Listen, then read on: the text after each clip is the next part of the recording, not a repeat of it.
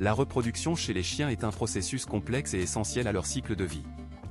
De nombreux propriétaires sont surpris par le comportement des animaux pendant l'accouplement, qui peut sembler alarmant.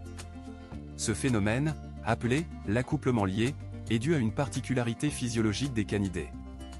Dans cette vidéo, nous allons expliquer ce qui se produit, pourquoi les chiens peuvent sembler en détresse et s'il faut intervenir. L'accouplement commence par une phase de cours, où mâles et femelles échangent des signaux pour indiquer leur disponibilité.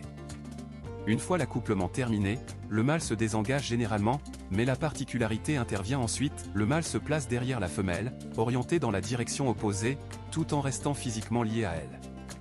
Cette attache est un phénomène naturel, involontaire pour les chiens, et peut durer jusqu'à 1 heure. Cette durée variable dépend de plusieurs facteurs, notamment l'âge et la race des chiens.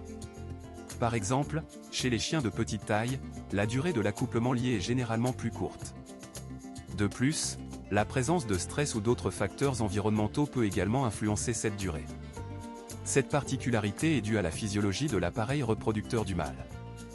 Chez les mammifères, 2 tissus interviennent dans l'érection, un tissu responsable de la rigidité et un autre du gonflement. Chez la plupart des mammifères, ces 2 processus sont simultanés. Chez le chien, en revanche, le pénis est déjà rigide avant l'accouplement, et le gonflement ne survient qu'une fois la pénétration effectuée.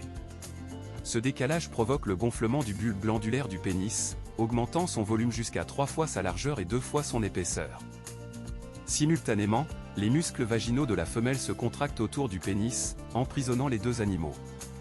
Le mâle lève alors une patte arrière sur le dos de la femelle, restant dans cette position jusqu'à ce que le gonflement du bulbe glandulaire diminue et que les muscles vaginaux se relâchent. Ce lien copulatoire assure la rétention du sperme dans le vagin, maximisant les chances de fécondation. La position dos à dos des chiens pourrait être un mécanisme de défense, permettant une surveillance de l'environnement, ou simplement une question de confort.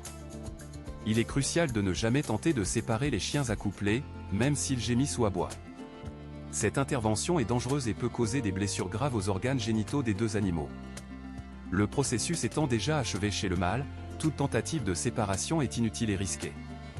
Il est important de souligner que ce comportement n'est pas propre aux chiens domestiques, on l'observe chez la plupart des canidés, comme les loups, les renards et les coyotes. En France, la législation concernant la reproduction canine est encadrée, notamment concernant les races inscrites au livre des origines français pour prévenir les risques de consanguinité et garantir la santé des chiots.